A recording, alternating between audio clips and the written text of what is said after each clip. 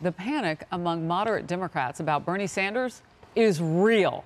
Democratic megadonor Bernard Schwartz has reportedly reached out to Nancy Pelosi and Chuck Schumer, asking them to back a candidate in a bid to stop the surging Sanders. It sounds like a movie.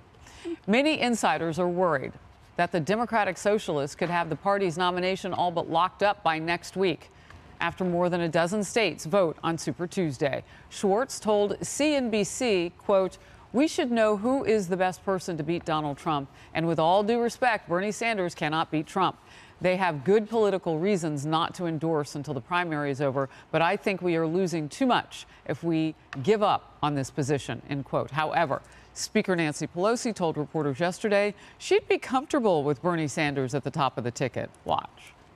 Whoever the nominee is of our party, we will wholeheartedly support. Our gospel is one of unity, unity, unity.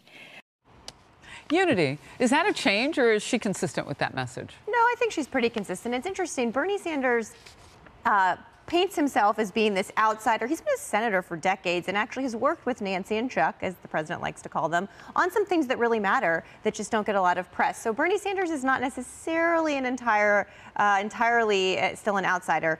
But look, I think some Democrats... You know he doesn't consider himself a Democrat, right? Well, I think he does consider and have himself you seen him acting opposite part of the Democratic Party. Look, I think that there are some Democrats, and I would put myself in this category, who are concerned about a Bernie Sanders candidacy. Why? Because he is on the far left of the party, and we've seen that we need to win independence. We saw that in 2018. I actually do, though, think there's a path for him to win. And if 2016 taught us anything, right, it's that we all said Donald Trump couldn't win, or many pundits did. I shouldn't say we all. Right. Many pundits did, and he did. Politics is different today than it was throughout, the last 10 or 15 years. I do think, though, that Vice President Biden's going to have a good day on Saturday.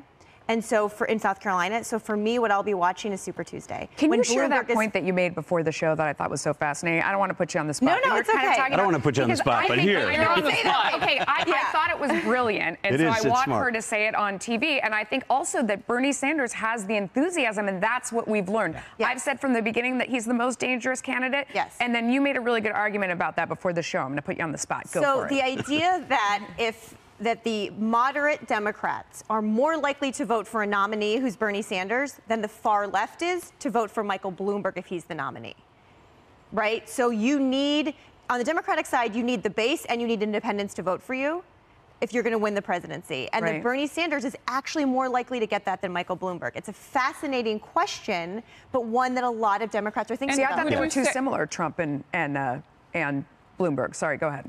No, the president says that Sanders is a lot like him.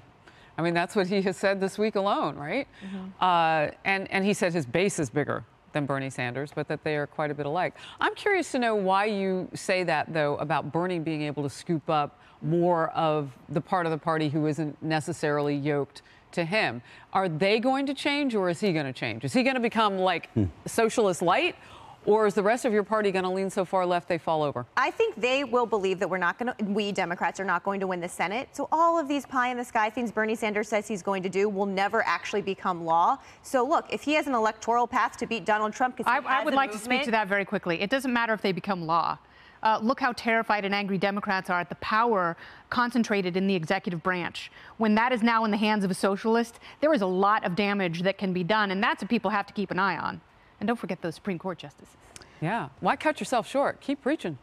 Hallelujah. No, but I think it's funny because your party, your Democrat Party, which had great success in 2018. With moderates. And Bernie Sanders' party, those are two different parties. And that's a real Bernie problem. And that's why people are so panicked. And that's why they talk about these down ballot races, because Bernie Sanders has nothing in common with the moderate Democrats who are veterans and a little bit more fiscally conservative and much more appealing to independent voters. And those people are going to have a very tough time maintaining the majority in the House. And yet, the corollary to Marie's point, if you look at the outcomes in Iowa and Nevada, those moderate and conservative Democrats did, in fact, move to Bernie Sanders in some cases. He had a better effort, better luck with people and choosing him as their second choice than the others did. I think you're right about that. Because your comparison was Mike Bloomberg, and that's been my criticism kind of people jumping in late to the party, Deval Patrick and others.